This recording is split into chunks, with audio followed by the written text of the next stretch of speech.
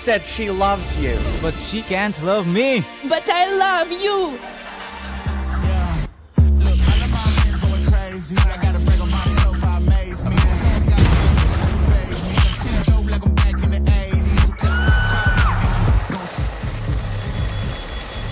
I won't play window anymore. What's going on? Play your role. 1xBet. On to the next one. YaLLa Compass 2025 season. If anyone peeks through, they're both dead. They're both dead in the smoke. Bomb drops, popped up behind it at the edge of. Away with a kill, but quick trade back from Ariel. Still through the YaLLa Compass 2024 champions. YaLLa, let's go!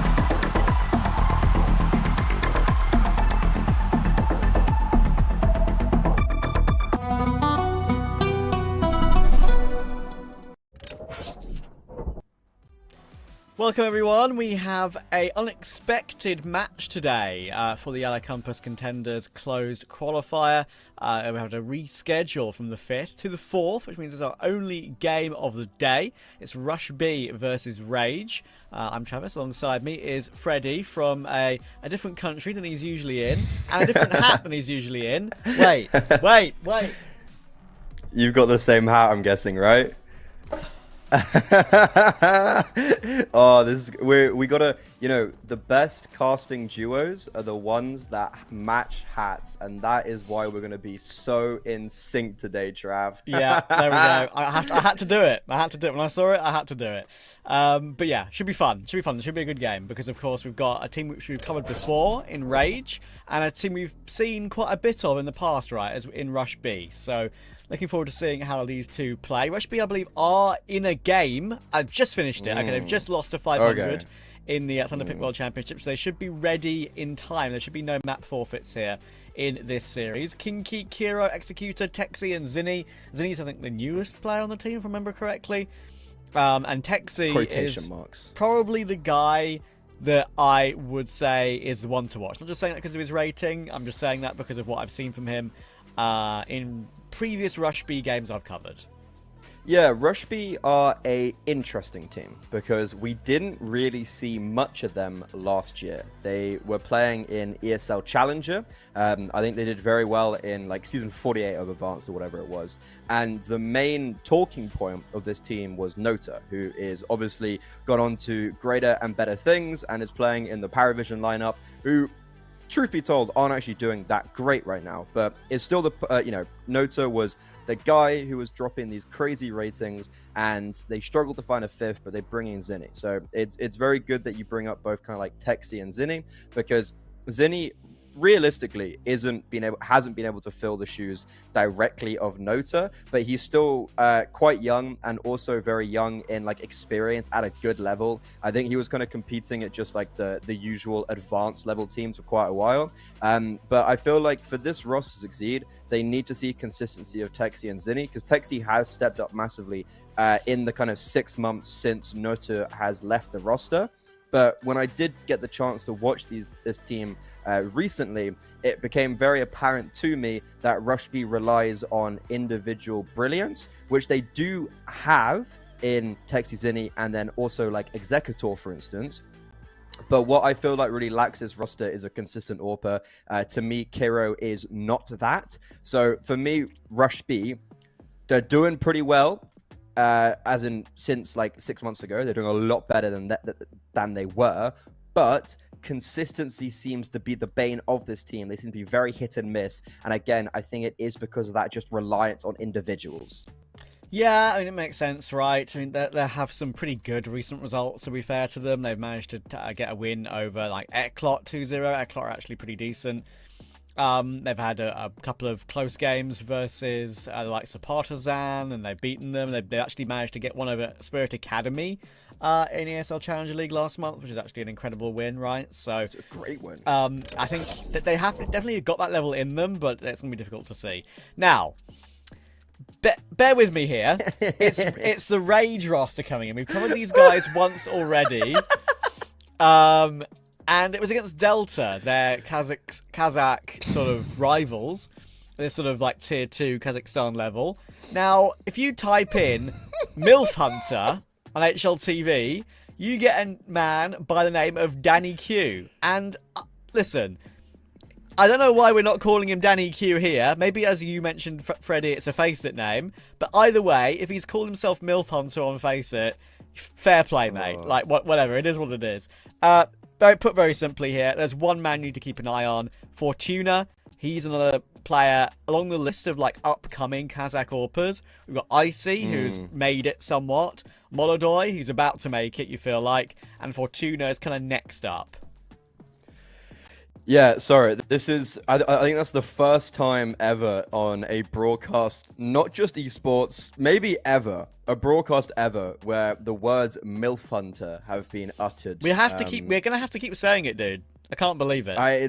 It truly is a revolutionary day for the whole broadcast world, and it just astounds me that this is someone's name and it has been allowed, but I'm also loving the fact that it has. And you know, he might not be the best player, but everyone's gonna know who he is. So yeah, they've got that going for them. But I guess, you know, jokes aside, this Rage team is a very interesting entity because it comes over as the core of oh my god, I've completely forgotten. It's the core of Spray Jitsu. Sorry, yes. I got there eventually. Yeah. So that's basically where they got the majority of their VRS points from, alongside competing in those Kazakhstani regional events. But this is a team that can play at a very high European level because they did make a very decent run in ESEA Advanced. If I'm not mistaken, they were just one win away from making the ESL Challenger relegation, which is really unfortunate, to be honest, because like the hardest part is getting to playoffs. Then they do so well in playoffs, and it's just that final chapter where it's like, okay, they lost to Partizan. Right, fair enough, right? And then I don't know, Garden Garage, whoever that is. But this Polish is a players, team I think. Pretty sure. Yeah, that they are. I think they actually made Challenger, but I did. don't know who they are. Yeah.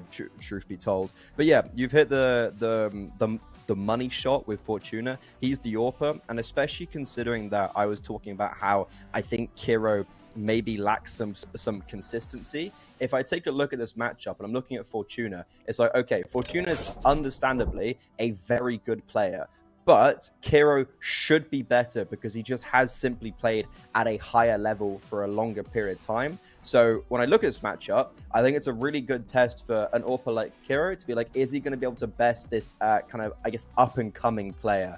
But, you know, these games are really interesting because, as you mentioned, we have a lot of these players who have come through the same structure as this whole team, and maybe right now they're not going to do great. I think Delta hasn't been doing well. They this Rage team also haven't actually won a game against an international team yet in the most recent series of them playing under Rage. But it's more like, are we going to see anything hopeful, maybe? What's going to give us a little bit of this is for the future type thing? Yeah, and Fortuna is that guy, right? Listen, I'm not going to completely rule out his teammates here. That would be rude of me. But Fortuna is very clearly like the main man. I mean, he's, as I say, we were speaking about Dune on Delta a couple of times, of course, recently. He's a bit more raw, I think, than maybe some of the other players on his team. He's clearly got first bullet aim and incredible W key potential when it comes to his entry pathing, but I think Fortuna being the AWPer has shown a bit more, even in games where they should be losing really comfortably, right? I mean, if you're in a game where you should be losing really comfortably and you still perform well, then fair play, but you can really maybe make a case you've got something about you. So we shall see. Mirage will be the pick of Rage, of course. That is one that they do play probably the most and best alongside Ancient. Yeah. Inferno is historically very good for Rush B. One of the maps they've got decent reps on. Not their most reps, actually, though, in recent times. That's actually maps like Nuke, for example. And crazily enough, we actually do go to a train decider here. That is a map that Rage have not played at all. and actually one that Rush B, or Rage, sorry, I haven't played at all, and Rush B actually don't have a good record on at all. Sashi, BC Game, and Cilio, Jano, and Ecstatic, they all lost to recently. It's a slightly risky third map, but obviously you'd still favour Rush B significantly in the series overall. Yeah, I actually had the opportunity to watch Rush be ecstatic in that overtime loss. They had a really good first half. They were 9-3 up, won the second pistol round, so they were 10-3 up, and then basically it was like overtime, flawless for ecstatic. So I am coming into this game thinking if we go to train, that's going to be absolute chaos. But I have a very probably safe feeling that Rush B are going to 2-0 this, even though Mirage is in the veto and it's like it looks good for Rage. I think Rush B are just also pretty good at Mirage. Dust 2 being their insta ban, I think, is a really good counter to Rage. So I think maybe this is not going to be super one-sided, but I think that this should just be a 2-0 Trav. It should be, but unfortunately we're not ready to see if it will be a 2-0 just yet. We need to get a bit of a break before we get this game underway, and we'll see you in a minute to get it started.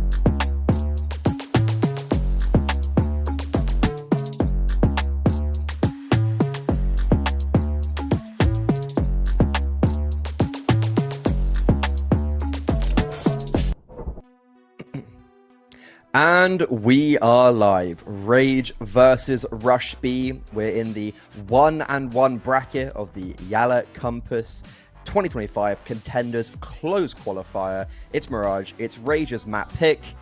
Let's get it, Trav. Let's get it indeed. I want to see a good game from Fortuna, my GOAT from this team. And no, I'm not talking about any other GOATs on this team when it comes to aliases. You'll know who I'm on about. But there we go. We've actually got to change. We've got to switch. It's not that name anymore. I believe it is supposed to be Danny Q, I'm pretty sure. But it's fine. It's better than what it was before. All good. Rush, step in the right direction. Step in the right direction. Sorry. Rush B versus Rage is about to get underway. You can see some of the player cams set up there for Rage. I believe they're still playing. Still playing on a boot camp together. We'll figure that out in a moment or two. There we go. They are playing together. That's pretty cool, right? Always a nice thing to see. Will that help them or will it not? You'd expect Rush B to win this game 2-0. They are the better team by far. Texie is the guy to watch. And he's playing from stairs on the pistol with two players around ramp with the bomb waiting.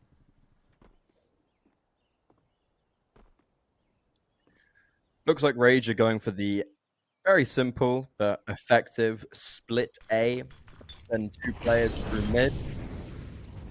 Actually putting a smoke down in connector, and YaLLa is going to walk through this, and I think Rush B might not expect this, and yeah, this is actually a really effective split. Rage have come through connector. No one anticipated them to come through that connector smoke, and now they're just taking the fights. A triple swing onto the CT player. Bomb is planted. It's all down to Zinni and Kinky in a 2 versus 3. I'm not sure if there's a kit down, but I don't think that's going to matter, and it doesn't, as both players fall very isolated away from each other. Great start for Rage. 2 kills from Milfaz. I mean Danny Q to get their first pistol on the board. Naughty boy. And that will be, it'll be a full eco for Rush B. Actually choosing not to.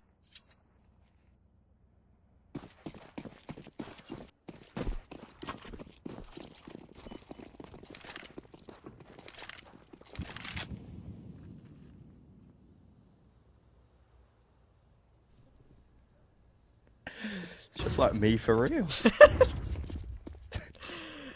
Right. YaLLa will make his way towards B. It's very low hanging fruit. It is. So the humor is. That, listen. Yeah. Sometimes I can be as immature as you, even though I'm. As me. You know, yeah. I'm 6 years older than you. Well, we've got it out the way at least now, though. It's kind of True. like we've got it out of our systems, and now and we also did it in an eco round. So it's like, okay, we haven't affected the cast, we haven't affected the game. The eco round's gonna come and go, and then we can lock in. Indeed. Rage just trying to win this round as cleanly as possible. And actually, Texie is doing a good job. I'm getting those 2 kills, or at least some damage, right? 2 kills on a full eco is not too bad at all. Rage will survive with 3 though, the majority alive. That's time for the Rush B weaponry.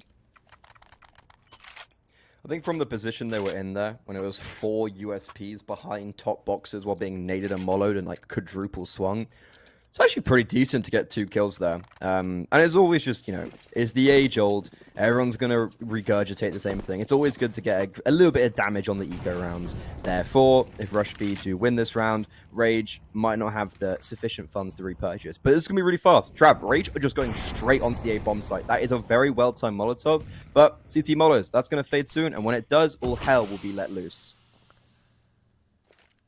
Yeah, Relief is trying to go for a pick towards that bench position. Aid will come through. A little bit shallow, unfortunately, for them, though. Texie will go for a swing, gets the information. Molotov toward the top of stairs. He can't do that anymore in this round at this moment, but he's going to get a spam kill on Oxygen through the smoke. Executor will find 1, and Kinky will manage to take down EQ as well. Fortuna looking to try and respond, but nothing really he can do. And Relief is stuck in Sandwich. He's always going to be traded there, and a bit of a, I guess you could say, a stunted A push there from Rage will get stopped. Yeah, when I look at a round like that, it just kind of screams to me that Rage are maybe a little bit inexperienced, because when the ramp mollo comes in, as I mentioned, during the moment, it's like, okay, that fades within 2 seconds. No issue, no bother. Palace smoke comes in, just call a cancel. You don't need to go through. It's a minute and 30 seconds. As soon as they commit through that palace smoke, that's the reason why everything unravels, because no one can do anything. Everyone's just kind of killed as they come through that smoke, and ultimately it's a very ineffective push. So I think that's just some of the teething issues showing for Rage. And in a round like this as well, it's like, dude, we have just run out mid with no utility.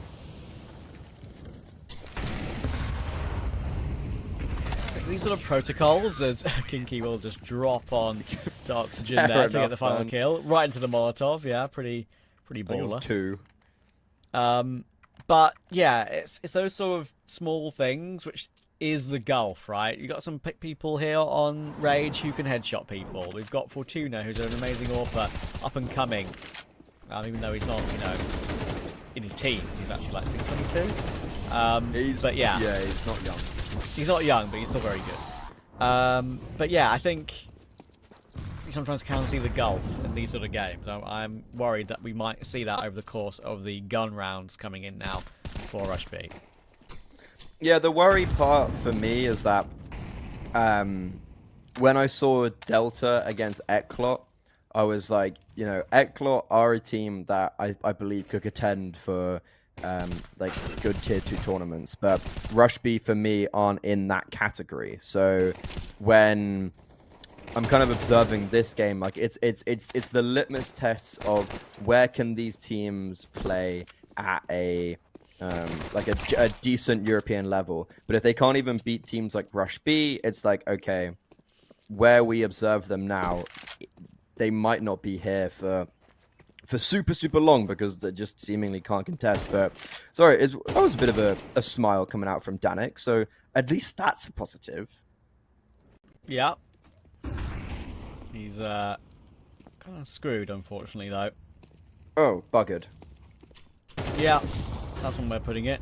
Gets one. Actually, a nice bit of crosshair placement there on Zinni. They don't need to give up too many kills here, do Rush B. They need to be careful. 3 alive is the minimum. Don't give away any more than that. Texie should have a good angle, and we'll have a good angle. Good find. No death after time for Denny Q, not the end of the world. He'll be able to buff in this round, all good.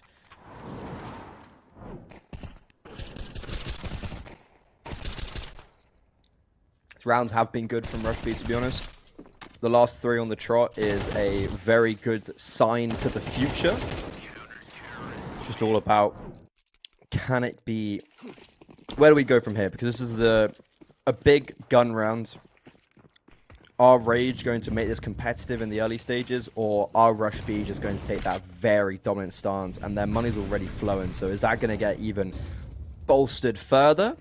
And for Rage, it's just nice to see that they're going out mid this time, but with a bit of extra utility. However, they're struggling to, well, get out of mid, because there is a lot of utility coming their way as a countermeasure.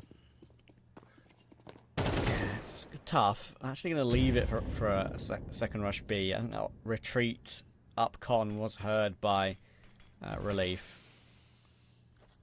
Just play patiently for now. Danny Keel set himself up in toward the apartments.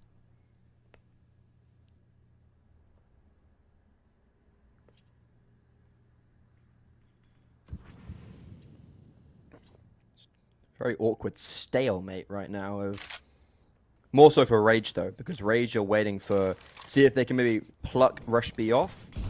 That hasn't happened. So now they start throwing their second layer of utility in towards middle. It is the vast majority of the utility, and I think that's very good to note. And the bomb is moving towards B, but Rush B are in a stance more towards that B bomb site. Look at Kinky. He's been baited in perfectly into ladder. There's no way LA clears this, and he actually does, but gets the elevation wrong. And now, Zinni, he's just going to be set up for success because they're not going to expect a third player to be around the B bomb site. And yeah, they just don't. They got caught with their pants down, and Oxygen's now left last alone. You could have forgiven Zinni there for falling back a little bit when he saw that molly coming toward him, and then not realizing that it was actually not going to reach him. But he stands his ground, gets 2 kills for it. Well played, and once again Oxygen forced to save, I'm afraid. With the AK yet to get off the mark for him either, so awkward for Rage. Now the economy is split up, right? It's always awkward. What was your favourite thing to do in this situation? Right, you've got you got 3k per player. It's usually half by territory. You've got an AK that's got no money. Do you even up the cash here, or do you just try and play around yourself? It's actually one of my... This is like my nightmare fuel. I always really...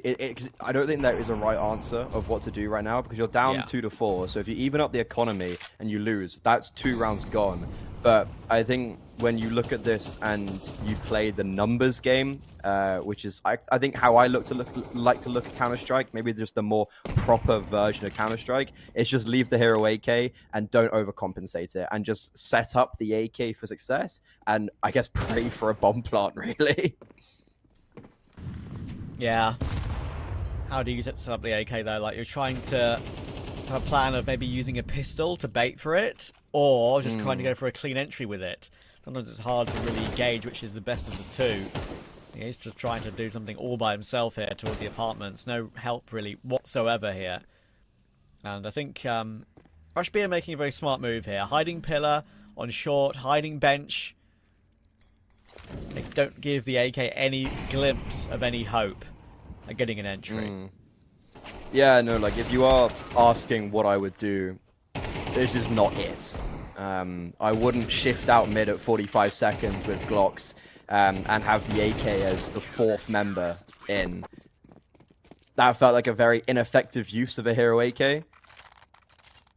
Sometimes just using those pistols as human flashbangs, and again, as I said, not winning the round, but getting the double entry on B and getting the bomb down is best case scenario. And for Rage, they get nothing for their troubles, and now we start to see the issues where Oxygen, who also yet to get a kill, is just reduced to a Galil, smoke, and nade. And even though the AWP for Fortuna is nice, he only bought a singular smoke, so utility a little bit weak on Rage. Game's kind of panning out as I thought it would so far. Rage winning the pistol, short distance conversion, but the gun rounds when it actually matters is being taken by Rush B. That's a great frag from Elaine. How? Alright then. Just find Kiro through the smoke, why don't you? Lovely job, I suppose. Bit of luck involved there, though.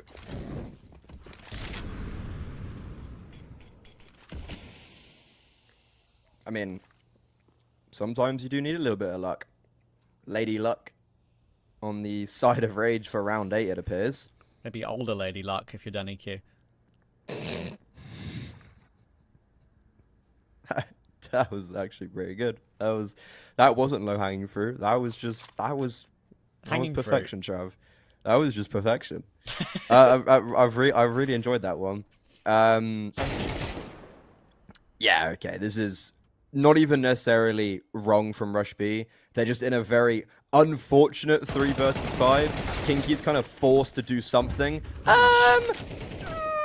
Yeah, scared. Zinni is the only one alive. No way! Okay, they shut him down. That gets very expensive for Rage, and also terrifying. Yeah, if Fortuna doesn't get that, and somehow a stray bullet from Zinni collects his head, then there's a chance that they actually lose that round. Okay, so fair enough. It's a lucky shot because he's like swiped his head, right? In like mid movement with his crosshair placement, but he did see the tracers, right? So it's fair enough. 2 HP as well. Yeah, that's what I was gonna say. Yeah, exactly. I mean, I don't see that happening again. I think maybe just the unfiltered aggression from Rush B cost them. But this is a cool read from Rage. Never mind, Zinni's just doing Zinni things. He's picked up 2, but Kiro has been eliminated on the rotation. So Rage will be able to effectively break onto this B bomb site in a 3 versus 3 capacity. But look how close and quick Rush B are onto this retake. There's already a player towards bench, and everybody is here. There's also going to be a very smart reposition from Executor over towards short, but he needs his teammate to survive, and never mind, they anticipate that, all down to Texi. We put him in the spotlight, and a 1 versus 2 that he will not be able to deliver, as Fortuna has his number. Yeah, Fortuna knew exactly what was going on there. A little bit over-aggressive there from Texi to immediately trying to hold the angle with the AWP. And he recovered it. Understand why. He's feeling it in a clutch. Thinks he's got the better timing on it, but that does give it up. And that's actually seeing Fortuna's shot on the first of his 2 kills. Yeah, absolutely. That was beautiful. Just why this guy is a bit of a name, an upcoming name. Another Kazakh AWPer to add to the list of upcoming talent from the region. That right-click nade to break up the smoke there from Kiro was bold. Gets himself down to 82, trying to go for something cheeky there. Personally, wouldn't do that. This is actually very good from Rage. I'm sad to see that 2 players have just been spammed through the smoke. But last round, they abused the fact that Rush B like to play heavy mid, so they just abused the extremities as soon as they noticed that that fast mid was happening. Now they switch it up and abuse the fact that Rush B would probably be sitting a little bit more onto the extremities because they are compensating from the previous round. But Rage get out of middle, and then, I don't know, like, as I mentioned, they just all died through smoke spams and didn't really get any traction. And it just around that, I think the call was very good and was sound, but the execution has gone wrong, and I don't even know if it's because of them. Yeah, sometimes it's just out of your hands, right? Due to the maneuverability of your opponents and what they do to counter what you want to do. 2v4, and Zinni was always going to take relief around that angle. Fortuna, that's a tough shot to hit. Just about strafe away, but guess what? Executor is there. And there'll be no AWP saved. It'll be taken by Rush B. And Rage has done a good job to recover the gap to 1. Get 4 on the half. It was only the pistol and the conversion they had before those 2 rounds in a row. But Rush B are in a bit more of a solid position now. Money's in a weird spot for Rage. They get 1 AK out, going for a bit of a hero buy here on relief, but no more than that. That was really satisfying there. You see on the player cam, the scope in, the double scope in from Kiro was perfectly on time with the audio, even on his monitor and the webcam. Oh, let's go. It's quite nice that we can actually see them. Yeah, tournaments are now mandating that, which I think is great. Big up. Big up. Yeah, I spoke about it on a podcast. I was like, it's always been an option, but now it's actually happening, and I think it's really good. Anyways, Kiro is just farming ecos, and this could be a moment to be like, yeah, I don't think Kiro has done a huge amount this game, but his kills have just been bolstered massively because of an eco round. Yeah, true. But he also hasn't really needed. I mean, in a few of the rounds, in the rounds they lost, especially on the rifles, I think, yeah, he died without any impact. But Zinni and Texi have just been playing really good, to be honest. Yeah, they've taken away the opportunities for Kiro to truly frag. But the 2 players we hope would play well are playing well. We called them out, and their rating, while numbers don't hit headshots, it's not lying. It's always nice. Ooh, just as I said that I don't think Kiro has had much meaningful impact, he gets a really needed opening kill. That's Rage in the final round, the half already reduced to 4 men and just stuck. Texi has just jumped underpass, and he doesn't quite get to. Maybe a little bit too bold, but dude, Rush B are playing with zero fear. They're playing with zero respect. They're just fighting. Relief probably should have been taken down by that HE there, but Yeah. he's lucky to stay alive. But I don't think there's going to be much way back into the round, unfortunately. Relief is going to move his way up toward the corner of the con smoke here, top con. And Fortuna is not really in a position to really support, but Kiro might get caught off guard here. Not engaging the fact that stairs is an option, but now he knows, and Kiro's reacted to it. Oh, well played. Unfortunately, didn't get a chance to see how that flick worked out, but clearly it was either through the edge of the stairs or through the edge of default.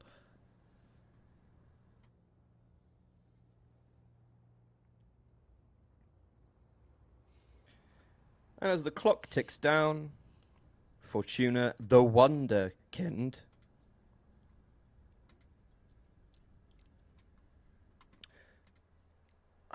I mean, if he wins this, deserves the title.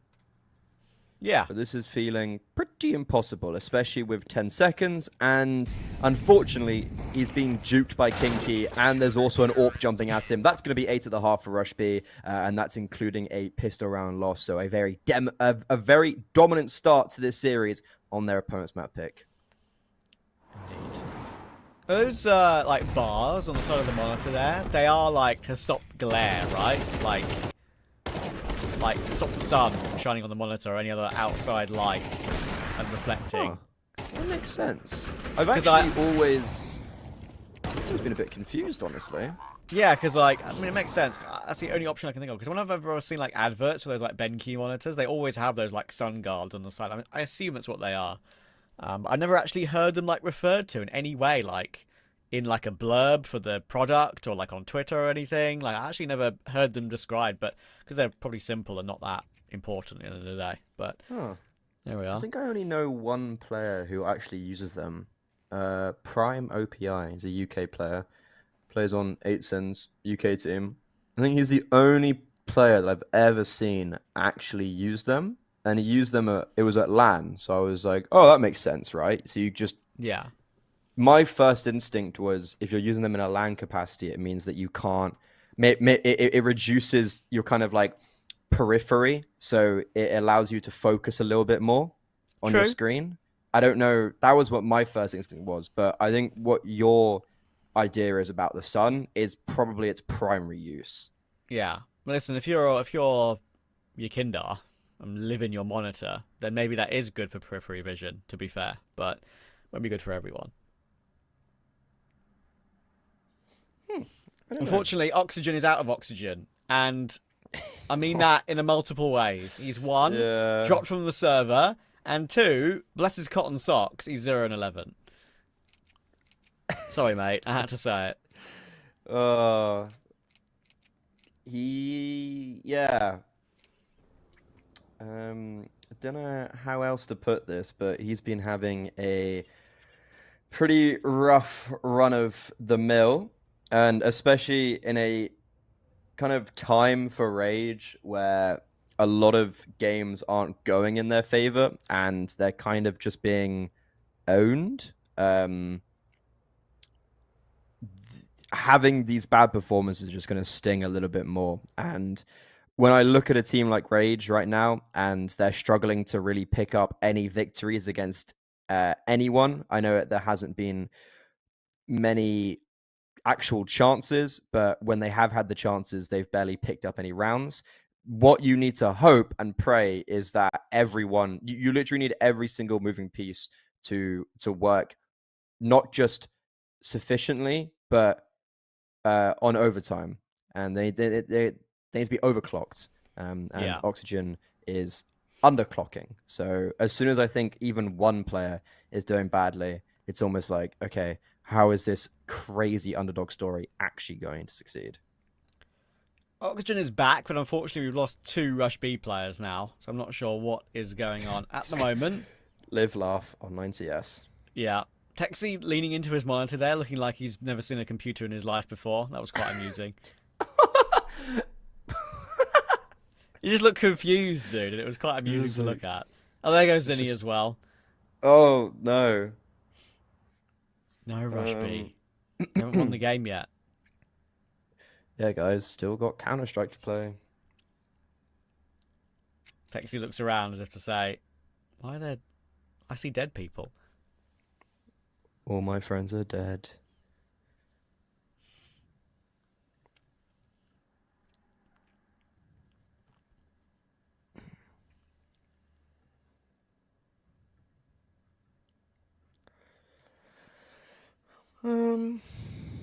So, What's your go-to meal in Germany right now? Go-to meal in Germany. I will say kebabs over here, different gravy. Like, actually, it's crazy. But what I really do like is schnitzel. Not something that you get very commonly in UK or Ireland, or when you do, it's not done very well. Bro, cranberry sauce and schnitzel. Ooh. Okay. It's just so good. Get some potatoes. Oh, fair enough, but aren't you the guy who said on Twitter to Freya the other day that you like egg on pizza? Yeah, and I will stand by that. Crack an egg, like if you've got like an oven pizza, crack an egg in the middle, and then before you put it in the oven, and it like, oh, it's so nice, dude. All right, listen, I'll take your word for it. I'll never figure it out, but I'm also a honey on pizza. Like, I live and die by that now. I got shown it once, and it's like an addiction. Okay. I just like, there are some things which can be meant to be savory that can be good sweet. I feel like pizza is not one of those things that I would go for. If you were to like, you know, make it properly, like make like genuinely like a dessert pizza with like, you know, a sugary base and like, you know, Ooh, like a chocolate pizza. yeah, something like that. Yeah, I think that that'd be could good. work, especially with honey and like even pineapple. Actually, to be fair, like I know pineapple on pizza Yeah. is fine in sweets, in my opinion, but not on savory ones. But But like, yeah, have you seen the stuff they're putting on pizza nowadays? Like, we ordered Domino's like a week ago. Do you know, I was going through the menu, just like, what is this? Like, what are we doing anymore? We've lost the love of the game, and we've transcended it to whatever this is. love of the It's like, game. who thought to put this? Gino DeCampo will be rolling over in his grave. Yeah, literally. You have to scroll very far down on the like Deliveroo to find a margarita or a pepperoni. I mean, if you eat Che a schifo. margarita, huh? I just said che schifo. I'm guessing that's Italian. Yeah, it's just what he said when there was a clip of like him on This Morning and someone suggested putting Oh. mushrooms on a meal or whatever that's like Italian. He's like, Yeah, che schifo. Mushroom has no place on this dish. it's like, isn't it? If you add some bacon, this looks like a English carbonara. If my grandmother had wheels, she'd have been a bike. And then wasn't there also something about like, this is why your country's bad? She's Yeah, like, yeah. oh, I feel like we've jumped a few logical steps there. That's what it was. Yeah, it was. Oh. Goated clip. Probably the like UK TV daytime clip of all time. I can't really think of any who would really match that. Honestly, The if my mum was a bicycle, that's what or you if, say. if my that one being That is the clip. Yeah. Yeah. Other contenders is I started making, had a breakdown, voila. True. I think I know what you're on about. The There's that "Come Dine With Me" James clip James. as Oh yeah, well. the one with the where he puts it in his mouth, and Yeah, also the sad little life, Jane. Yes, that's the one I was thinking of. Yeah. Yes. Okay, we can stop talking about UK TV now For because the the 10 players. people watching that know what we mean. We are back live into the game. And pissed around for half two. Rush B. And to be fair, 8-4 up. Probably should be absolutely fine. But Rage would love another pistol round. Another pistol in their favour. 2 pistols to try and close the gap to at least an 8-6 would be very helpful indeed. But Rush B have a plan set up.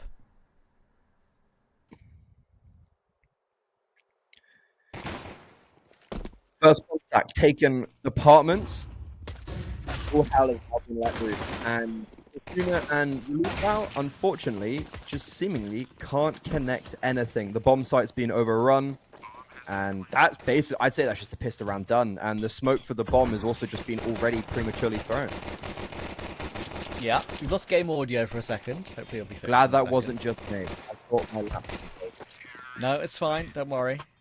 It's all good. It's a bit on and off right now, but it's all right. We've got Bloodline on the case, and he's our goat. Rush B will take the pistol. 9-4, pretty comfortable in the end, and a good round from just everyone on the team working together as a good unit here. That's what kind of Rage feels like they don't really have. Just the synergy and knowledge about what moves they're going to do at any given moment. Executor feeling like he can just push through like that and get 3 kills, making it a quad kill in total. Very clean.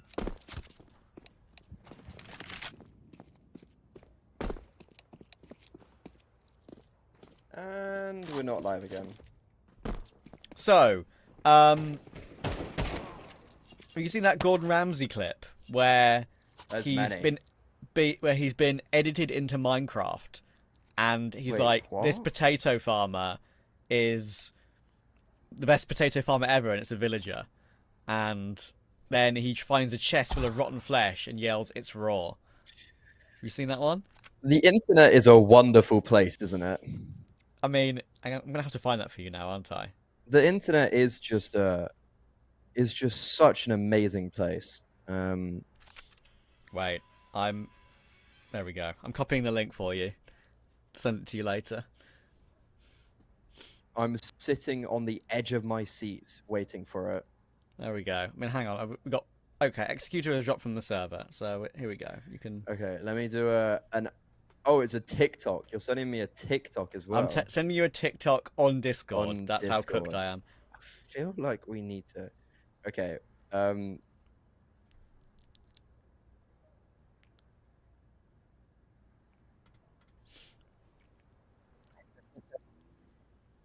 Live Freddy reaction right now. After being scammed for 15 emeralds, I got my hand on a potato. Dude, our generation's so cooked. The end is great. Keep watching. Why has this got 205,000 likes? Mate, trust me. This isn't the original video. The person who made this originally got like 5 million. I'm pretty sure. What? I'm pretty sure. Hot take. This whole, like, Gordon Ramsay stuff, I don't really think, like, I think he's just a bit naff, really. And, like, he's got these, like, restaurants, right, that are insanely expensive, but apparently just really mid. Today I learned. Wait, why is this perfectly done as well? Wait, why is it... Yeah, he opens the Okay, chest, this- dude, and everything. Yeah, he opens the chest with the rotten flesh. Yeah. And It's Oh raw! my god. This is... So, what I also find amazing is that we've got so many, like, talented people in our sphere, in our industry, and what they do is just make TikToks on TikTok. Sorry, like, edits on TikTok. Like, they don't actually Yeah. get paid to do it professionally. They're just, like, these savage TikTok editors. Oh, dear. You asked me about food. Do you have any go-to? Maybe not necessarily a specific country, but just like, I don't know, treat me with some knowledge. Like what are we talking, like a dish or a snack or what? Like Dish. Because I know, wait, like, is it harder for you because, like, you know, there's specific requirements maybe? well, as long as I know the carbohydrate value of things, it's quite easy. If I go to a restaurant and it doesn't have it, I just estimate from knowing what I've done in the past and how it's affected me. So it's not too bad. But yeah, I mean, for a meal I have at home that my mother does, is like, she does like this rice noodle stir fry with like deep fried tofu. It's very nice, with, like crunchy Ooh. vegetables in it. Yeah. I really like it. One of my favorite dinners right now. She also does a variation with like rice and like a vegetable stock and stuff like that. I don't know, it's hard to explain, but whatever it is, it's sounds very lovely. nice. Would you be more of a fan of like Asian cuisines? I feel like they do I think so. vegetarian food really well. They You're do. vegetarian, right? Yeah, vegan, yeah. Vegan. They Do they are, do vegan food well? yeah, I think so. I mean, I went to this F1 show, right, in London with Harry Hazold. You know of him? Oh yeah, yeah. I Um, saw you posting a photo. Yeah. Yeah, there was a little restaurant outside the O2 Arena in London, and it's like this little noodle place, and it's like one of the very popular ones. It's got tons of options, like at least 5 dishes in each category would be an option for me. Like I could have it basically. So Oh wow. So that's really yeah. Because I mean, I imagine like vegetarian is really well. Because also like they use just like soy, which is fine Yeah. to eat for you. I think like So if a lot of yeah. at the point now, a lot of vegetarian stuff, people are just like making vegan anyway because it doesn't really matter. Like just using replacements for Yeah. things and stuff. So yeah, it's pretty easy, I would say. In the UK Also- in particular, it's very easy these days to find options. I just clocked you were judging me for egg on pizza. You can't even eat egg. I know, that's why it's funny. It's just I just lost the nuance there. Like you're judging me on something that you don't even know. You can't even eat it. Yeah, and what? Brilliant. And yeah, and what? I'm still gonna judge. Right, Executor is back in the server finally. Again, apologies for the Wait, waffling, but we haven't really Counter-Strike? not much else to talk about That's really been in those great fun. moments. So Been getting to learn each other. Getting to Indeed. learn more about our diet.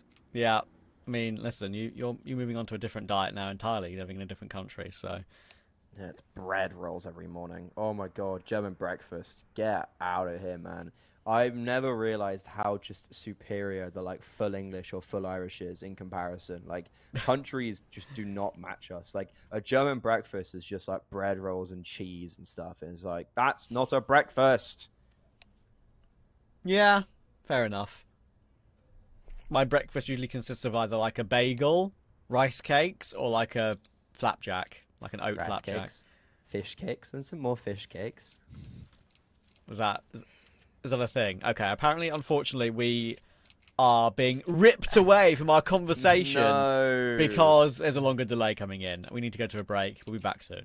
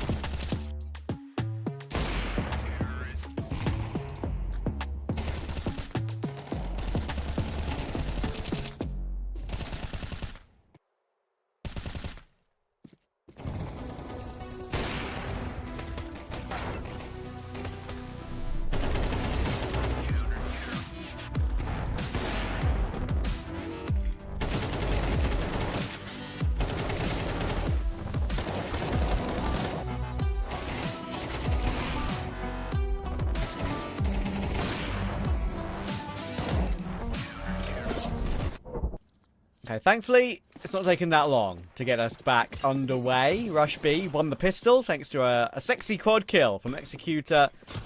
Now we need to see if they can get the conversion done and dusted to reach double digits and probably power forward to the finish line. I appreciate this call going for a B rush. Hey! Oh my Eli God. says, listen, They've won the game. They've won the They may game. lose. Play under the window, get a right click stab in. That's free money. Love that. Sorry, the guy who's got 0 kills. I don't know if we can afford to be sitting behind a counter with a knife out. This is remarkable. No, I would agree. What the hell? What's Eli doing in the back there on the camera? That was crazy. Bro's dancing. Yeah, Oxygen, come on, my friend. I'm supporting you heavily right now. Just like And the they've all classic gone away. British adage of supporting the underdog. We do love a good underdog story. Leicester City, Yeah. Seabiscuit. If only he only had a kit, dude. Not that it would have changed anything. Yeah, I don't know. That was been yeah. Anyways, knife kill and an AWP out. That means. Very true. Let's get Very worth. It's actually important, that knife kill. I really appreciate the call. Why not do that? Fully kill anyway. Yeah, I mean, like, realistically, 1 kill doesn't make a huge difference. So, and getting a knife kill, you win the mental warfare. Oh no! Speaking of mental warfare, I think they're winning over us right now, which I didn't know was a possibility. Yeah. I didn't realize we could lose. Yeah. We are losing because of this right now. See the reaction there from Zinni and I think one more player on. Was it Kiro? I think it was Kiro. Just like big deep sigh. Apparently, they are not F1 fans because they need to be getting a move on if they want to watch that. True. I'm not sure how many Kazakhstan people from Kazakhstan would love F1 because it's never been there, right? So I don't know. Yeah, I mean, like, it's also like not a massively accessible sport as well. No, you're right. To watch, sure, but to like go karting in Participate in. Kazakhstan, how many options are there out there? Like, Yeah. I mean, I like I wonder if Drive to Survive is like, because I think you'd also be probably surprised at like the reach Netflix would have, for instance, of like people watching stuff like Drive to Survive. I can imagine is a lot bigger than maybe Yeah. we'd anticipate.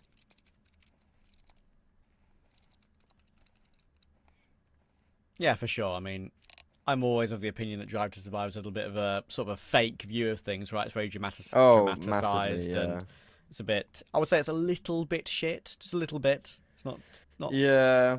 I actually personally never watched it because I've just been a fan since before anything like that ever happened. Like we're talking since I was 10 years old. So I had the watching.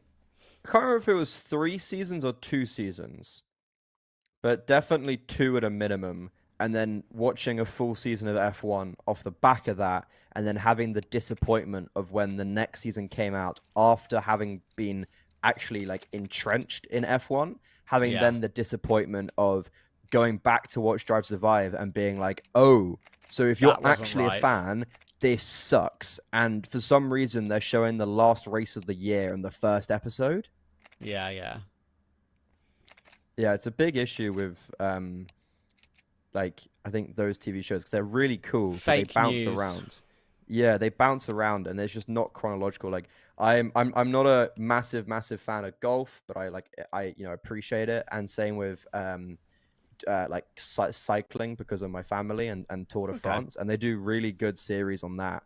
But I just know like if I ever actually got into this sport, I would hate watching it. But the Tour de France one is actually really cool because I don't watch Tour de France, I don't care. But they actually do it chronologically, kind of ish. Fair. It's a bit better, but it's really good. I'm sure Pimp's watched it. I'm sure he loves it. Yeah, my brother's actually a massive fan of Pimp because I mean, obviously people wouldn't know, but my brother's a triathlete, so Okay. he his like I showed him Pimp and he got really excited and he follows Pimp and he's also like, I'm way faster than this guy, but this guy's so much more popular than me.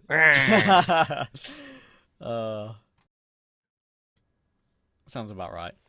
Yeah. Also, Freddie, why? Yeah. Why is Executor not on the server? Why is he not on the server, dude? Do you wanna, if we're, seeing how we seem to, not be really watching Counter Strike. Fun little fact. Pimp's one of the most famous, like, cycling, kind of influencers because cycling doesn't really have any influencers. Like a big influencer in cycling is like 30k followers. Okay. So because Pimp is just big on social media, more so because of esports, and it does actually translate to his cycling stuff because it's like his brand, right? He's actually turned out to be one of the biggest influencers in cycling. Yeah, fair enough, honestly. Like, I think people wouldn't know that. It's pretty cool. Like, branching fair play to out the is, man. there's nothing wrong with branching out, dude. Like I think that's one of the main things that people say, oh, stick to this, stick to that. But if you enjoy something else, like, for example, I'm convinced I could be a great tennis commentator one day. Like, I know I could because I know the sport really well. Dude. I know how to play. I know what to appreciate. I know when to shut up, which is maybe surprising when you're hearing me right now. But I do know when to shut up. Promise.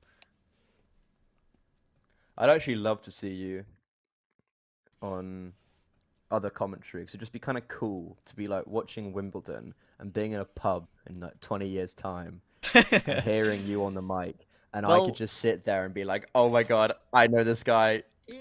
You know that that Wimbledon thing they ran with like the tennis 2K25 game? Blast ran it. Yeah. Like Tech Girl hosted that event on Yeah. at Wimbledon itself. Ian Chamberlain did it. I actually tried to like put my name in the hat to commentate that, but unfortunately didn't really get a chance to get to contact the right person, put simply. That's unfortunate because I think like it would just make so much sense of like, okay, this is someone that we know you through just the esports world, but then also like he's someone that knows Tennis. tennis I really well. would actually I have played the game as well, like 30 hours, not too bad. So yeah, it's a bit of a goofy game, but it's quite e-tennis. fun.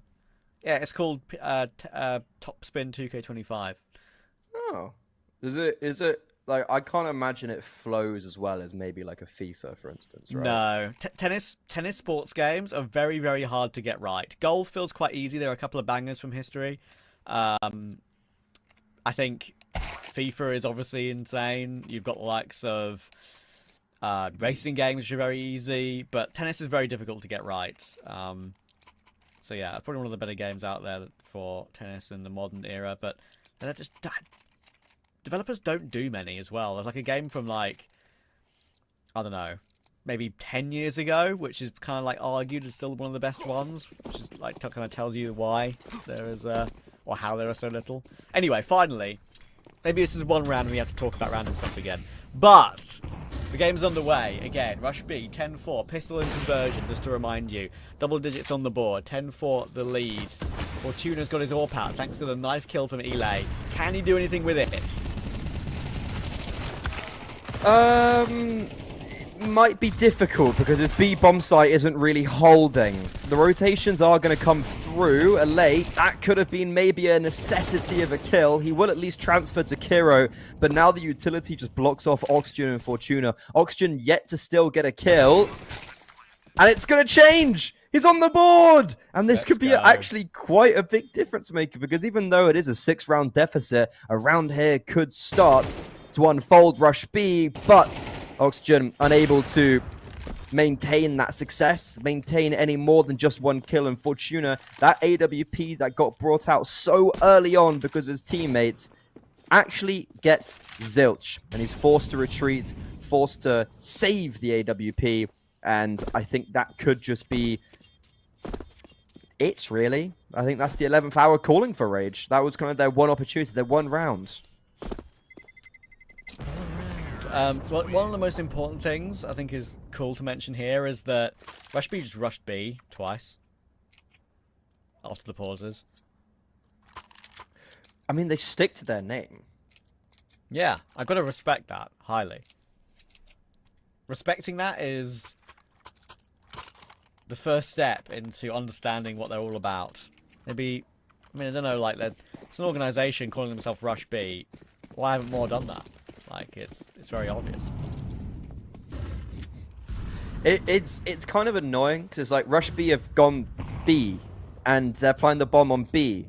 It's like, oh, it's a lot of Bs. Anyways, it is a force buy from range.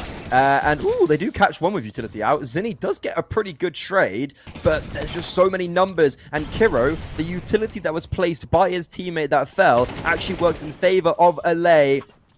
Texi now in a 1 versus 4. He does eventually get revenge on his fallen teammates. And I suppose now it's all just about damage. He is on 20 kills on a 4 KD, but when you walk straight into the AWP's crosshairs, it's a little bit hard to come out the other side. Good job. There we go. Fortuna chose something. And that saved AWP does come back to bite Rush B. Maybe they should have rushed B again. Low key. Keep it simple.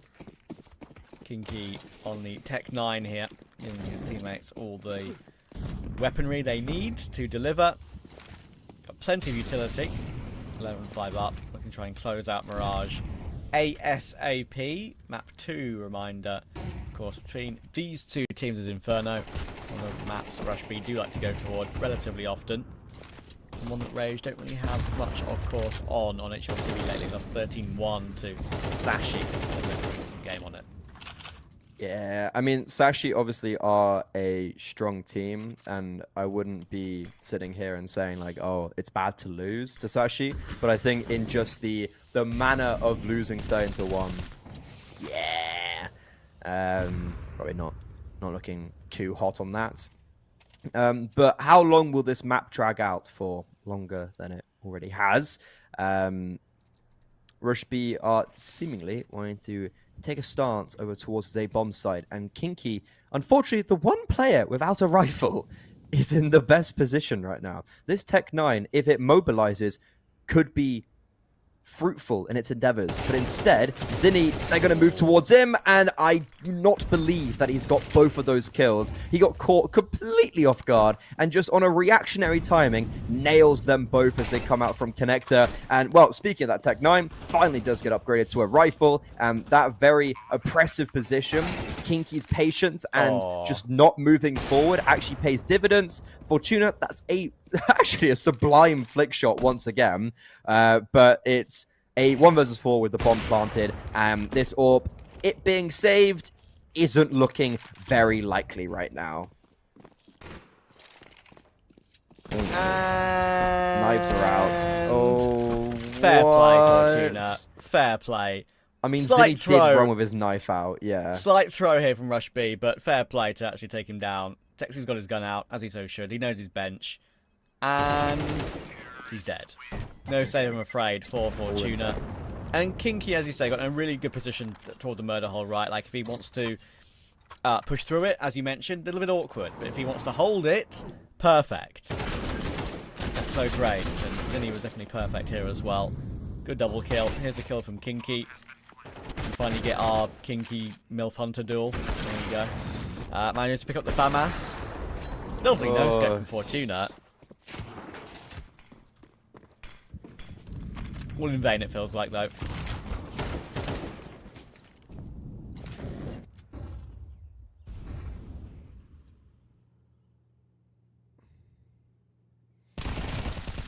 Yeah, I think the latter end of that round was just like okay, nice, you got some kills, but the fact that you can't save is very damaging, and already an opening kill in favor of Rush B.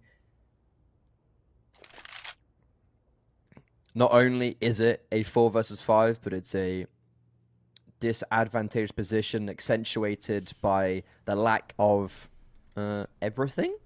I was going to say weaponry, but then also utility. This is going to be a very, very difficult position for Rage to get out of, but that is perfect. Okay. Taking the opportunity when they're tunnel visioned on ladder room to triple swing out of middle actually does swing now the balance back in favor of Rage, but the bomb will be planted uncontested, and oh, that is not what you want to see from Relief Rao. He just runs in quite willy-nilly, gives up his life, and gives up the advantage that his team so sought after, and this retake is actually looking very difficult. There is no kit in play. Utility is kind of blocking their approach from connector, and Danix just been eliminated, completely isolated. So same with Oxygen, and now same with LA. 1 HP, and yeah, dude, can't save. Oh my god, he's saving his KD. Everyone boo him, and Rush B take their opponent's back pick. Great performance from Rush B, as we thought we would see. Texie, I think, finishes 22-5, if I'm not mistaken, something around that level. That is the performance we wanted to see, and we have come to expect from him on Rush B, especially against this tier of opposition, right? This is definitely a step below their usual level, knowing the teams they've kind of beaten and taken close in recent times. But as you can see, 13-5. Inferno next. That is their pick. Rage have not had many reps on Inferno whatsoever. Should be a 2-0 pretty quickly too. Yeah, you'd assume so. In all honesty, like, that map seems so long just because there were so many tech issues, but it was super one-sided. Rage, they got 5 rounds. 2 of them were because of a pistol round. And I don't know, like, that they never really felt like they had a foot in the race. And Oxygen, you know, had 0 kills up until the end. Fortuna hit like the odd nice flick shot, but it was nothing consistent, nothing substantial. And the 2 players we marked as being the players to watch out for, Texie and Zinni, did just step up in a very impressive way. And I did say that Rush B sometimes do have maybe this slight reliance on individuals, but when your individuals are simply put just playing that well, it's pretty easy to then perform and win, especially when you're playing as a team that is at a lower level than you are. Yeah, I mean, it was basically team cohesion, which is really tough for these teams who are trying to make their way through at this lower level, right? They can fight really well in these local Kazakh lands that we've talked spoken about, and I think that's quite fair, and Fortuna Farms there. But you can't rely on one player, and they had some moments between them, but unfortunately not really enough as we thought it would be, right? So map 2, Inferno, will be coming up after the break, and we'll see if Rush B can complete the game.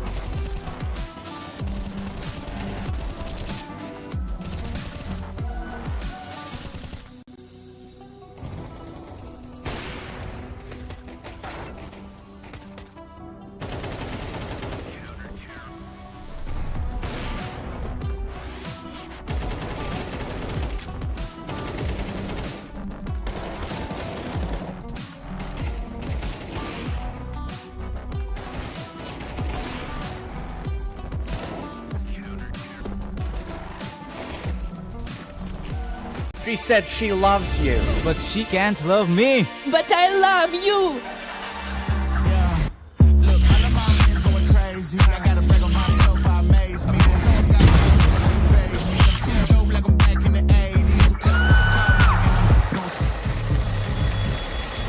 I won't play window anymore. What's going on? Play your role. 1xBet. On to the next one. YaLLa Compass 2025 season. If anyone peeks through, they're both dead. They're both dead in the smoke. Bomb drops, popped up behind it at the edge of. Away with a kill, but quick trade back from Ariel. Still through the YaLLa Compass 2024 champions. YaLLa, let's go!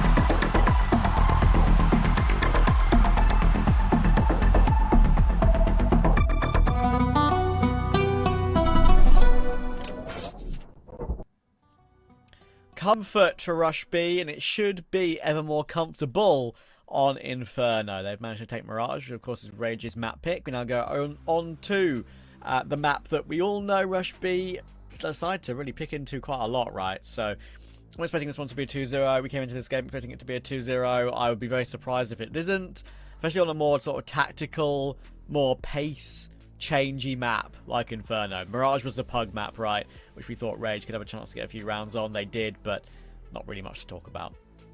Yeah, I've seen a fair bit of Rush B's Inferno, and it's pretty sound. They like to play on especially the T side like a little bit later, and I think that could be quite difficult for a team like Rage to deal with, especially if they don't have the experience at this level. Playing a team that maybe is a little bit more methodical on this map is just going to make a map that we already know is going to be hard just that one little bit harder. There were no real silver linings for Rage in that first map.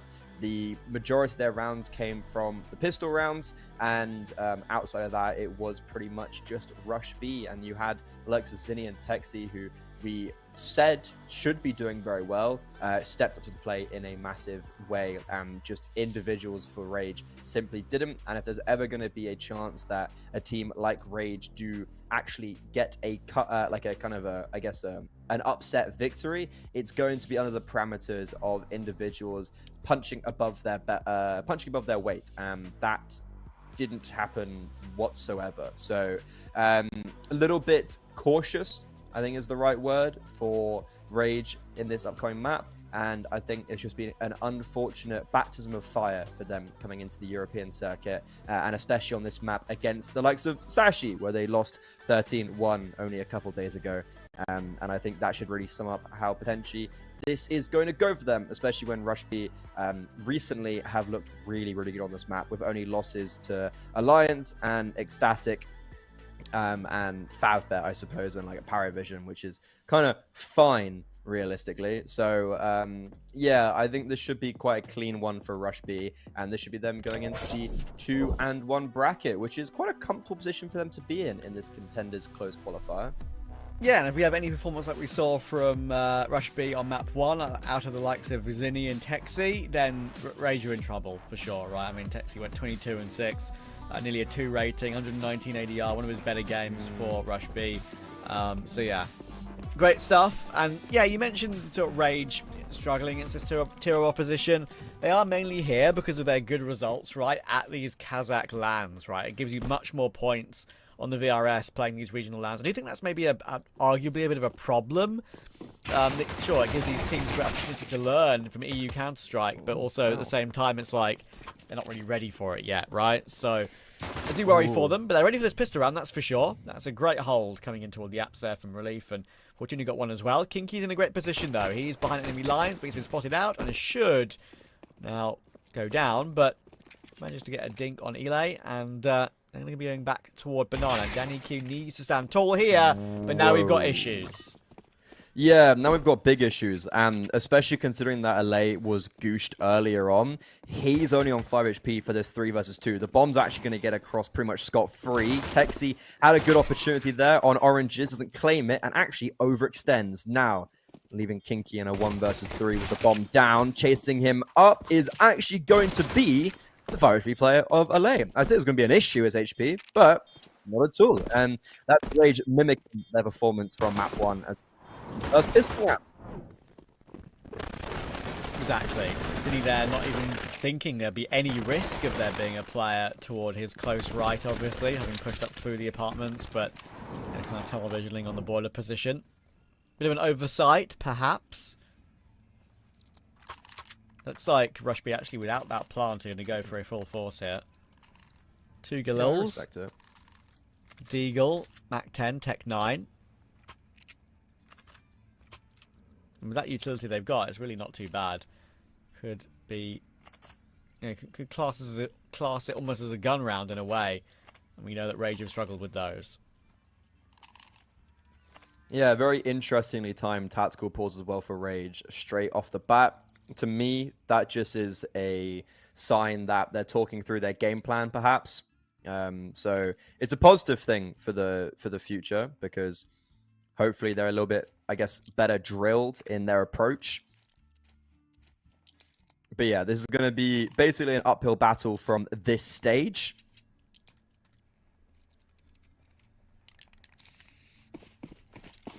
And as the game resumes, this force buy, maybe not weaponry heavy, but certainly they have the utility to back themselves.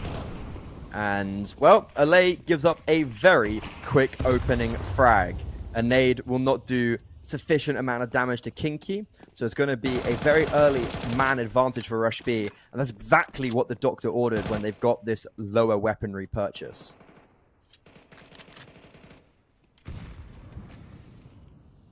Nice craft there. Executor's got the purple gloves with the 9Z stickers on the Mac 10 Indigo. That is a beautiful loadout there. Not one you see too often. I like purple. I love favorite colours. Oxygen trying to hold the line. Aw, cute. Actually does really well to find one oxygen there, because Danny Q somehow managed to 1G. And I don't know how. I don't know how, and the round's over. Both times that I've seen either Rage or Delta, I've been overwhelmed with fits of laughter. When Delta played up against Eklot, it just... On a full gun round where Eklot had like 10k, they bought 2 P90s and ran up Banana, and not only won the round against 3 players playing on B as CT side against a full purchase, but also Delta got a 50 damage knife kill, not knife kill, but off spawn they knifed one of their teammates. And then when Rage and Delta played each other, Delta gave me quite a lot to be laughing about. I think both of us, but I think you were more just I was laughing stricken. because you were laughing. Yeah, you were more like head in the hand, like what am I watching? I was more just like, this is quite amusing. So Tanik already given us a little bit of laughter. Yeah, it's frustrating when you know, you're trying, like, we are, I wouldn't say beating up on them, that's a little bit unfair, like we're being pretty fair with them, I think, but you know, it's a competitive setting. We can't sit here with like rose-tinted glasses as much as maybe people would want that. You know, you can't sit here and just be like, oh yeah, you know, they're doing good, because if they're not, they're not. yeah, that's fair enough. We need to maybe advise on what we think could be an improvement as well, right? Like they don't do badly with the hold, but they kind of just like drop into the open and lose a 2-for-1 because of that. Kind of get naded out of their positions, don't really know where to move after that, no protocol of where to move from that position, from their original positions. So it was plainly a good execute from Rush B. They try and flash the MP9 in, fair play, try and make something happen, but you're going to be saving here. Yeah, I mean, Rush B just counter the retake top banana utility by fighting ahead of it, and Rage were not anticipating it. They thought that that utility meant they had control of top banana, which was not the case. And they found out the hard way, because it didn't seem like there was also the flashbangs to go alongside the take. So when Rage tried to drop down and go with the utility that was thrown, Rush B were ahead of it and also unblind. So it's going to be Rush B taking 2 consecutive rounds, and then therefore Rage on an eco with only Fortuna being saved over, as Oxygen did get a kill with the 5-7 at the end, but it doesn't really matter. And oh boy, it's a tech pause. Yeah, I mean, what can you do? It happens. It's online Counter-Strike. Also, I guess while we have this opportunity and a time, I actually really... You raised a really interesting point of conversation, to be honest, with the whole... Is this a failure of the VRS system that a team has been able to go from regional lands into like European tier 2? And I have a very different take to it. Not saying that your take is wrong, but more so from my perspective, I believe that as being a success story of the VRS, giving grassroots Counter-Strike the opportunity to compete at levels like this in kind of the tier 3 space because of regional glory. And I think that is, from my perspective, a success of the VRS. And Yeah. I think it shows the fact that the VRS system can move around. And if teams do well regionally, it doesn't mean nothing. It actually gives them the opportunity. Yeah, listen, I maybe that was a bit of a negative way of making my point when I was kind of bringing You're it not up wrong, earlier, though. because we saw it with Nexus, right? They won IESF, which is like a completely different. I think that's one that was a little bit more egregious, right? Because that one's a completely different type of tournament, and that And basically GTZ. got them playoff invites for CCT throughout however long at the beginning of this year, which felt pretty much undeserved. So that's a very different scenario. For here, I'm genuinely like, people will question it, but I'm not upset with that being the situation we've got, right? I think that's a fine sort of caveat to have of the rankings, to have a, as you say, like a regional LAN lead into an opportunity against better tier 2 opposition. Clearly they're not ready yet, but clearly they're serious about wanting to be ready because they're on a boot camp together and stuff like that, right? There's 3 of them. So yeah, I would say that it's a great learning experience, and they can maybe move on and push on from there. And we have seen, obviously, Fortuna as the main individual that has really caught the eyes of some. So yeah, it's a cool thing for sure. Unfortunately, like other examples, I also haven't really panned out too well. I mean, like Nexus is the one from the men's scene, which I would say is the main one. Obviously, Imperial Valkyries had a really poor run of form lately, sadly. Because like we thought, okay, drop down to tier 2, see what you've got. You got close against Furia, you did okay against Na'Vi. That's genuinely impressive. But now, in the gauntlet that is online tier 2, they are really struggling. So, maybe looking more like tier 3 ESEA advanced, like next level of teams we need to see them face and see if they can do well. Oh, I mean, I don't know where they are right now in ESEA. They were kind of main. hard stuck, low main. Yeah, they were main. I think they did get relegated and then went back up. But yeah, like I think because your point isn't wrong, and I think Rage and I guess Delta are the examples of it being like, okay, this system hasn't really worked, has it?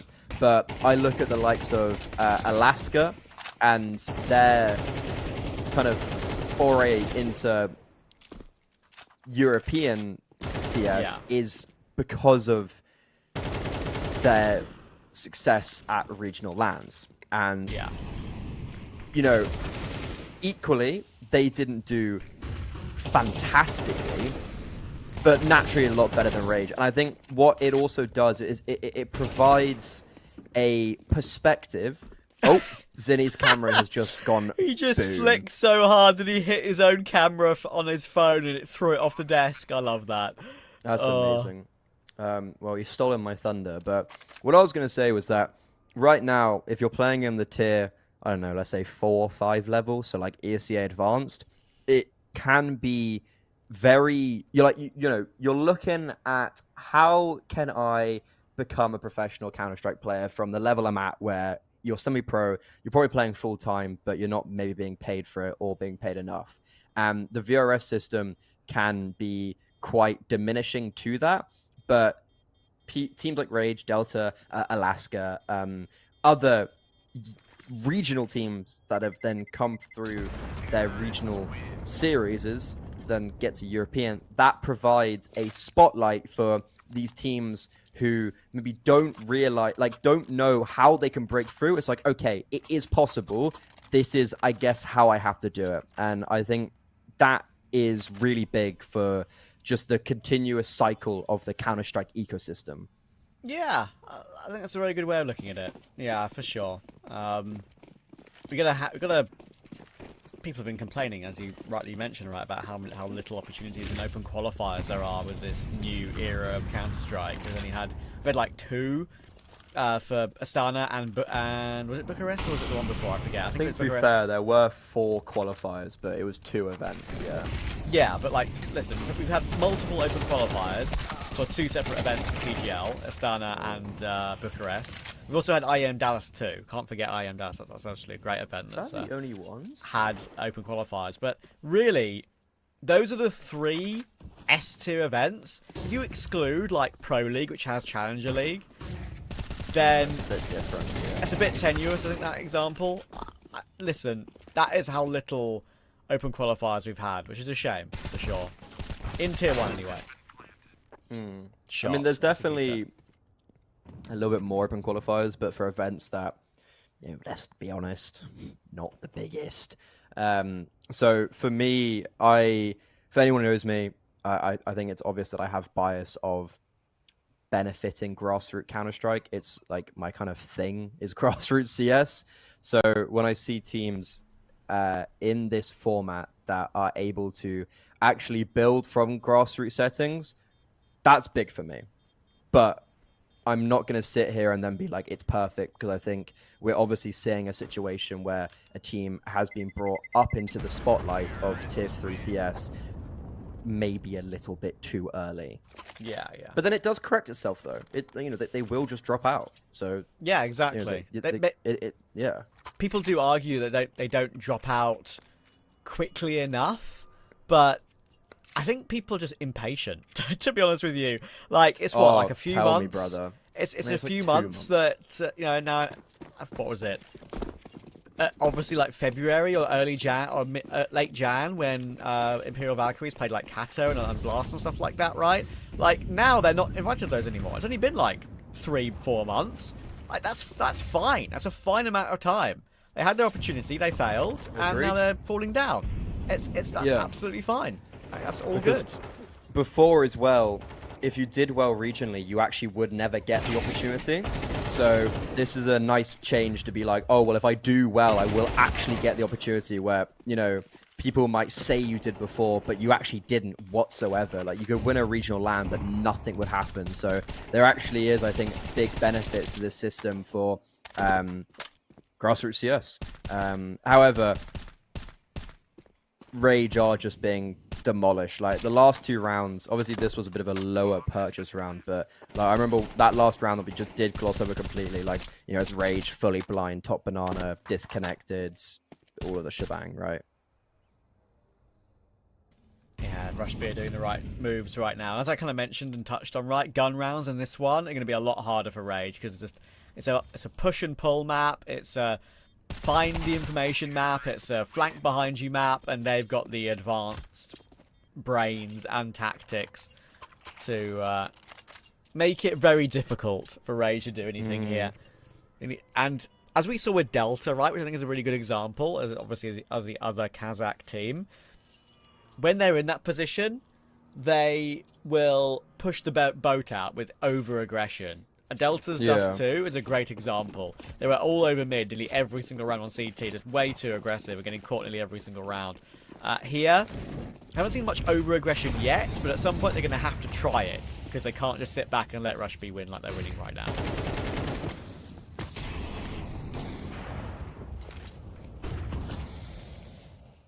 Okay, so Rage, unfortunately, it's a pretty instantaneous negative start, but Oh, never mind. I was going to say, like, oh, yeah, LA gets a pick, but then Fortuna gets spammed through a smoke. And LA now is in a 1 versus 3 on the back of this B bomb site. He does have support, and this defensive smoke is actually proving very successful. And that defense then will come and pay dividends. LA finally does fall. But I'm not sure. This is a very difficult round now for both sides, because Rush B, there you go. That's the difference. I was going to say, like, Oxygen doesn't realize it, but he's got a player behind him. Will he be able to get into Banana quickly enough? But unfortunately for him, Executor is able to come through at the right timing. Danik, they know he's in and around this area because he did get a kill onto Kiro, if I'm not mistaken. They know he's here. Oh, hello, Zinni. Sees him, utility out, and he's just waiting for his teammate. Executor comes around the corner, and Danik just, he was trying to fight, he tunnel visioned on Zinni, and then just gets caught off guard when the Executor comes around the corner. Yeah, it feels bad for Danny, man. I mean, what can you really do there? You probably need to force the issue a little bit faster, being aware that you will get peeked by the other player at some point, but I can't really blame him. You're in a tough position. And when you're being danced with toward quad like that, you can run on one side and just get ring around the rosied, right? And made to look like a fool. So had to maybe play a bit in between the two. Didn't really work out. 6-1 the lead. Rush B in a good position. Yeah, this is a winning stance. And Rush B aren't doing anything massively complicated. They're playing very simple, good Counter-Strike. Nothing that's blowing my head away. Executor's also just getting a kill towards A like every round. Oh, that is disgusting, Texi. Come on. Just feels quite unnecessary, to be honest. She's like, did we really have to do it to them? Fortuna is in a world of worry. Yeah. 7-1. Go back to talking about grassroots CS. Oh, that. Oh my god, he had his head in his hands as well. I feel bad. He's killed himself, and he's killed a teammate. I feel a little bit bad for him. Bless him. Oh. And You win Zinni's some, you lose just some. smoking on that rage pack right now. I mean, it's a vape, but still. Rage back. Yeah, fair enough.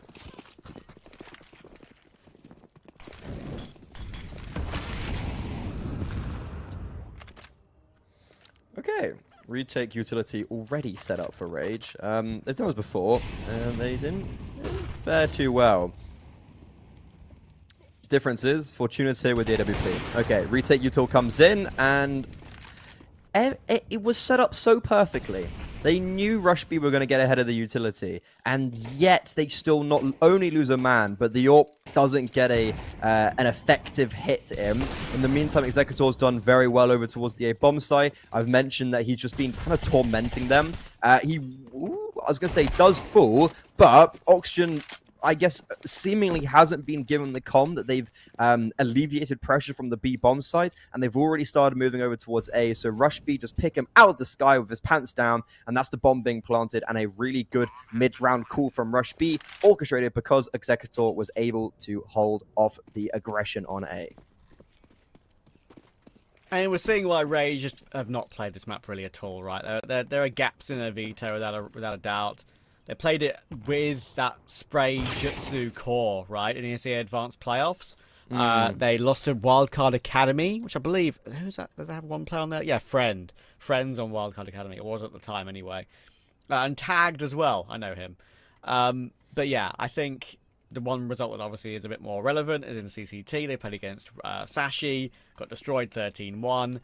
As if you look at Rush B, they've beaten 500 in Thunderpick, Delta in Thunderpick, Jano in Compass, Partizan in the Tipsport Conquest of Prague, Novak in the Bet Boom Nandalan.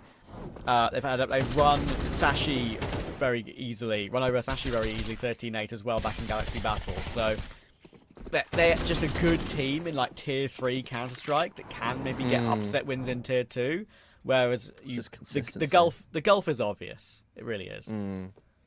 Yeah, when I was actually at the UKIC finals, and Alaska were there, I actually put on well, It was they had an official against Rush B the morning of the finals, and they just asked me to come and like. Coach is a big use of the word, be a hype man, and it was against Rush B and Inferno. Rush B picked into it, and they absolutely destroyed Alaska, and that isn't on HLTV. So yeah, I was going through their prep with them on Rush B, and it was interesting to see, like, also just Rush B not play at all what I envisioned they would right now. They're just kind of playing default heavy and just very simple CS. But yeah, there's also results for teams like Rush B that aren't on HLTV in an officials against tier 3 opponents also in Europe on Inferno that are good.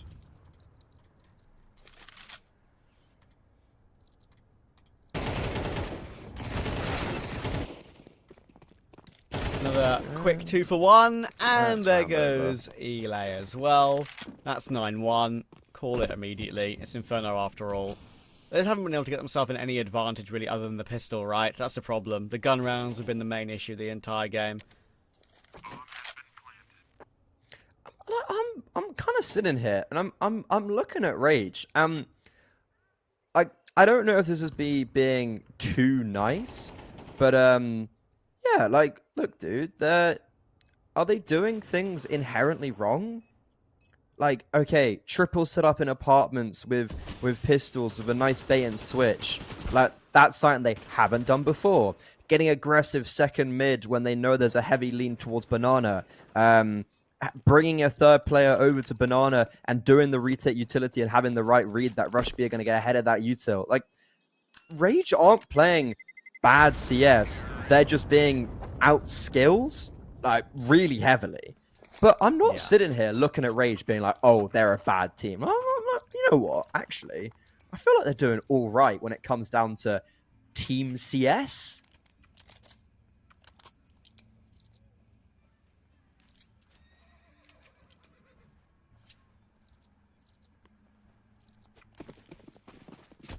Is that cope? No. I think I understand what you mean. Look, they like the core of them are on LAN together. Like they're playing in person. Like maybe they'd be more comfortable in their home setups. That's maybe an excuse, but I do think it's a good experience to play together like that. You need that. You need that to become a good player in the future. Look at the time on the flashes as well, right? That's a good hold though.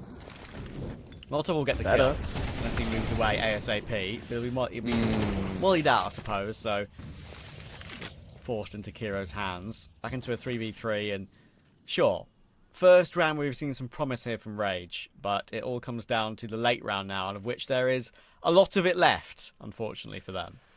Yeah, Rage do the kind of very easy mistake of getting those 2 kills and then just playing double sandbags, and that's a mistake where they just have miscommunication and players maybe don't realize what others are doing, and then Rush B just use good utility. Alay's missed his flashbang as well. At least he's laughing. Dude, like he's cracking up, and Yeah, they're loving life. It's all good. yeah, like you lose the game when you stop having fun.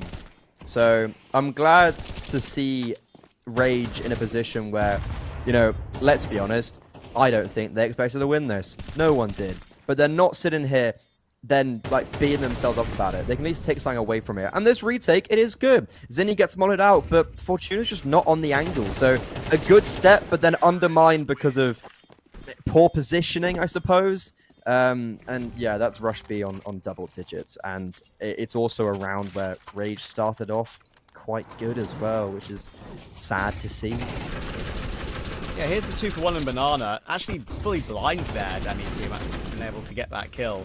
And the transfer as well. It was good adjustment, good awareness of where they will be and where his crosshair is, even while blind. But yeah, there's 4 HP. Couldn't get away. And as soon as they give Rush B the bomb site in the 3v3, it's kind of done, isn't it? Retaking is so difficult. Nade's bottom banana. Texi will be tagged down to 50. They tried to push a player down, and that's a good way of going about it. Oxygen has found Kinky on the A side of the map as well.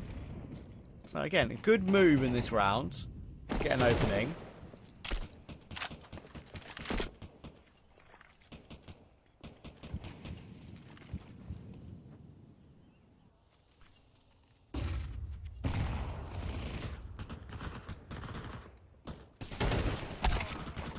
Okay.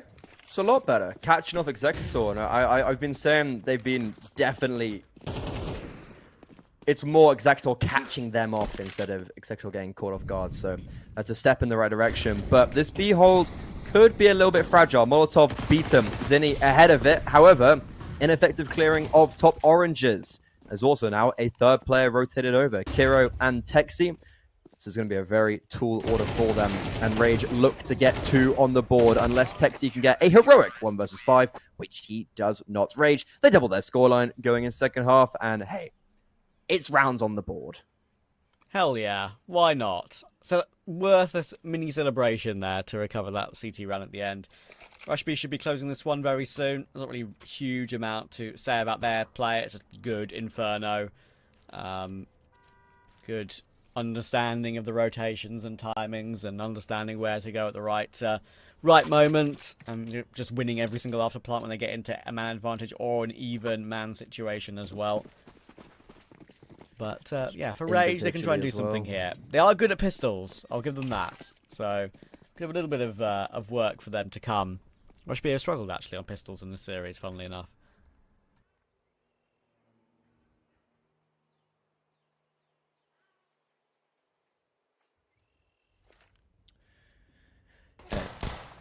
I think over half their rounds are from pistol rounds adjacents as well. So if they want to have any competition on this T side, it has to start here. And Kinky, he's testing the waters a little bit scarily. Peeking around that corner could have been his downfall, but he is baiting in the numbers. There's 3 players top banana currently. Everyone's holding the line. Kinky's just trying to get them to overextend into the masses, and well, maybe Kinky overextends, and because of that, Texi's like, yeah, let's get out of here. So 2 players confirmed towards B, and yeah, Relief WoW has taken a lot of liberties over into CT spawn and also long. That's because Rush B are playing a double pit setup. So if I'm Relief WoW and I'm all the way here, and you know there's 2 players towards B, probably safe to say there's some sort of a site setup or a pit setup. And Rage, they'll spot 1 towards pit as the bomb moves over towards A. It's a bit scary because they are split up somewhat. They're going as a pinch from long and short, and Zinni has 3 pot shots. Oh my word. 3 kills. Beautifully held, man. I mean, as I say, it's only Rage, but Zinni is maybe a bit of a guy to keep an eye on. I mean, it doesn't matter who it's against. Those are some really crisp shots. Kiro is like, hey, dude, am I allowed to play now? Kill him like, time. Oh, no. I'm upset. Oh. It's just so upsetting. Mean, dude. Why would you do that to him? Come on, Rush B now. Come on. Just kill him. 14 and 3, man. Also, I love the fact that he was supposed to be the baitee. He was baiting in Kiro. Oh my god, we missed that shot from Executor. Crazy. Yeah, this is just really nuts from Zinni. And you look, Kiro's like, hey dude, hi, I'm here as well. You're supposed to be baiting me in. That was also a crazy shot from Executor over on Banana. I actually completely missed that.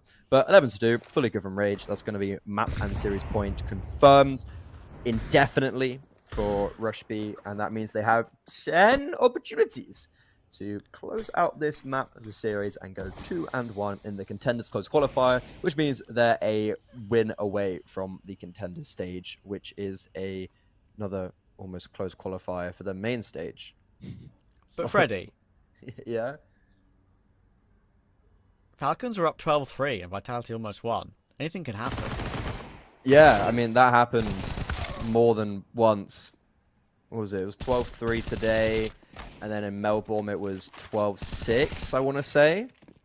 Something like that, yeah. It was 9-3 at a minimum. And I think it was something like 12-6. But yeah, anything is possible. You are bang on the measure. But unfortunately, Rage don't have Zywoo. But they do have Fortuna. Listen. I believe. I don't. I'm sorry, that was a lie. I'm trying to be nice. I'm trying to be nice. Kinky's got the XM out. What can you get done with it? Is this the final round of the game? I agree. The XM is truly vibes. I saw some of the Thai League players pull out a Nova early on this map. One of the eco rounds. It got 0 kills, unfortunately. There's a thing someone does, I know, that if they get kills and pistol rounds to your side, they'll buy a Nova, and it means you can still get like a purchase in the next round. And if you get a kill with a Nova, then you get them off out. It's really weird. But this XM's actually going to get a kill, which is fantastic. Ooh. Or not.